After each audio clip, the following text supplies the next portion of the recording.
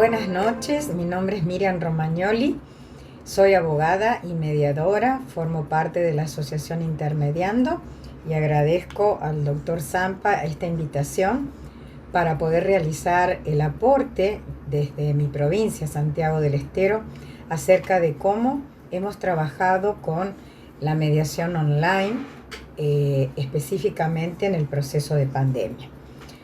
En realidad, comenzaré explicando brevemente qué es lo que considero que es este proceso de mediación online.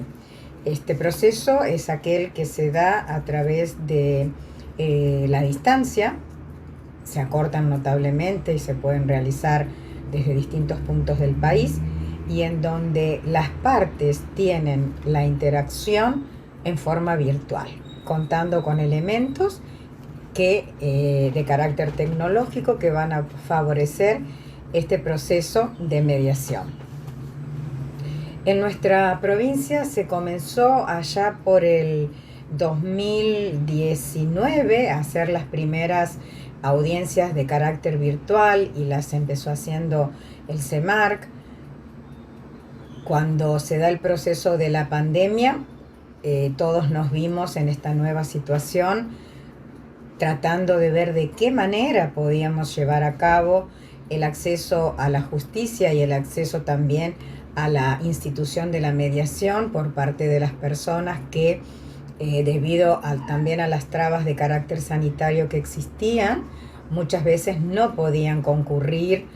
Además de eso, también las distancias en Santiago del Estero son grandes, y nosotros, al ir avanzando y abarcando nuevas temáticas, también surgían nuevas necesidades y nuevos requirentes. Contamos con dos formas de mediación. Tenemos la mediación denominada familiar y la mediación patrimonial. Dentro de la mediación familiar, nosotros hacemos el abordaje de tres tipos de objetos: el cuidado personal, los alimentos y el régimen de comunicación. Y la verdad, colegas, que para los que hacemos derecho de familia, poder realizar un acuerdo sobre alimentos, un régimen de comunicación, quizás con papás que están en provincias distintas, o por qué no, como nos ha sucedido también en países distintos, es una maravilla. Es una maravilla frente a lo que demoran en sede judicial este tipo de procesos. Me comprenderán entonces ustedes de la ventaja que tiene este sistema para poder seguir aplicándolo y optimizándolo. Y con respecto a la mediación patrimonial, contamos también con montos específicos y tratamos temas variados como la ruptura de lo relacionado con los contratos de alquiler, la disolución de la sociedad conyugal, el cobro de pesos, daños y perjuicios, accidentes de tránsito también, y contamos con la mediación comunitaria. Realmente esta nueva característica que se denominó las mediaciones virtuales, o también llamadas online, estoy convencida que en muchos casos vinieron para quedarse. Cuando sucedió todo el proceso de la pandemia, nosotros trabajamos más que en el proceso normal de la mediación, y realmente con resultados muy positivos, altamente satisfactorios, con acuerdos que se realizaban entre papás que estaban en Santiago del Estero y quizás su papá estaba trabajando en otra provincia o realizando actividades en distintos puntos del país que obviamente hacían muchas veces difícil que poder comunicarse y poder participar del proceso de la mediación. Gracias a la mediación online, centenares de niños santiagueños hoy tienen su cuota alimentaria regularizada y también un régimen de comunicación con sus padres, que todos sabemos la importancia que tiene que los niños puedan estar con sus padres y que en la pandemia se acrecentó aún más. Entonces, evidentemente, todo lo que se desarrollaba cara a cara frente al proceso de mediación, tuvimos que dar un giro, tuvimos que también aprender nuevas tecnologías. En el caso particular mío fue una nueva forma de aprendizaje, mandar las actas a través del sistema, ya sea de WhatsApp o a través de los correos. Y obviamente teníamos que trabajar con las personas del mismo modo. La pregunta que me hacía es qué diferencia encontramos o qué desventaja podemos observar en lo que es relativo a la mediación online. Y yo soy pro mediación y realmente considero que son más las ventajas que las desventajas. En primer lugar, una de las desventajas más concretas que podría señalar es el tema de la conectividad.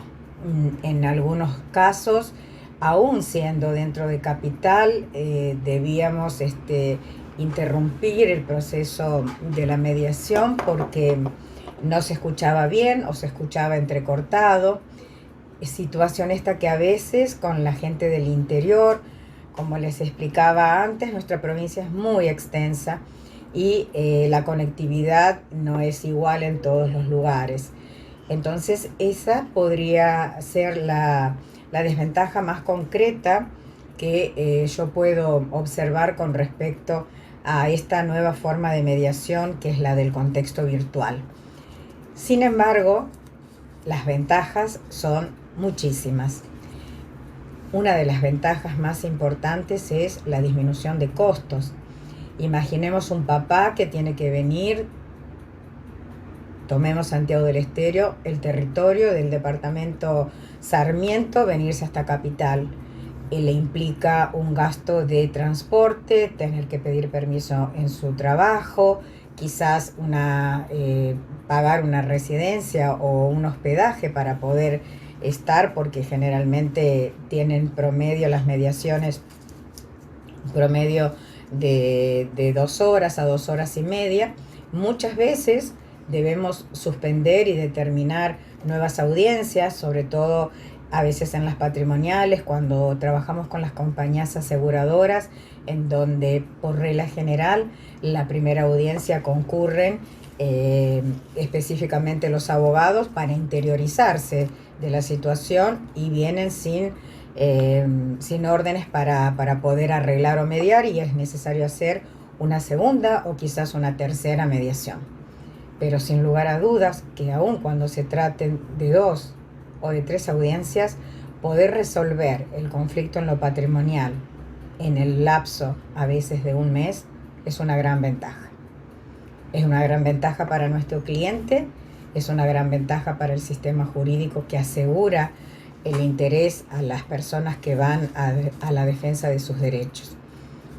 Y también, como una de las características que podemos mencionar dentro de las ventajas que tendrían, tenemos que tener en cuenta, de las desventajas, es que cuando nosotros trabajamos con el rol del mediador en la presencialidad, podemos estar frente a frente y cara a cara con el requerido, con el requirente, con sus abogados, y podemos estar observando el lenguaje corporal, podemos estar teniendo en cuenta lo gestual, que muchas veces desde la virtualidad, incluso hasta el tono de voz que utiliza el requerido o el requirente, para darnos cuenta de cómo está sucediendo, cómo se está llevando a cabo este proceso de mediación. A veces en la virtualidad esto no se puede llevar a cabo muchas veces, entonces ahí vería cómo que la función del mediador está disminuida, en el sentido de que no puede tener a su alcance algunas de las herramientas que hemos aprendido para llevar a cabo el proceso de la mediación. Y la mediación realmente online es absolutamente posible. Se empezó dando en muchas provincias con anterioridad a la nuestra. Hoy creo que la gran mayoría de las provincias ya la han puesto en práctica, y a la pregunta si es posible la mediación online, por supuesto que estoy completamente de acuerdo, porque esta viabilidad técnica que tenemos para poder llevar a cabo el proceso de mediación permite también interactuar entre los participantes, muchas veces quizás no con la mirada frente a frente como sucede si estuviesen en la mesa de la mediación, pero sí trabajando ambas partes teniendo en cuenta que este procedimiento online tiene una estructura. En este caso, nosotros comenzamos con un saludo inicial, formamos los grupos de WhatsApp para hacer las videollamadas. Después de dar las reglas del procedimiento, se comienza el proceso de mediación, en donde se le da en primer lugar la palabra al requirente y luego al requerido, y de esta manera hacemos un breve resumen sobre lo que es la característica de este proceso de la mediación. Hemos adoptado como forma de trabajo la mediación. Estamos absolutamente convencidos de este nuevo paradigma y de su efectividad.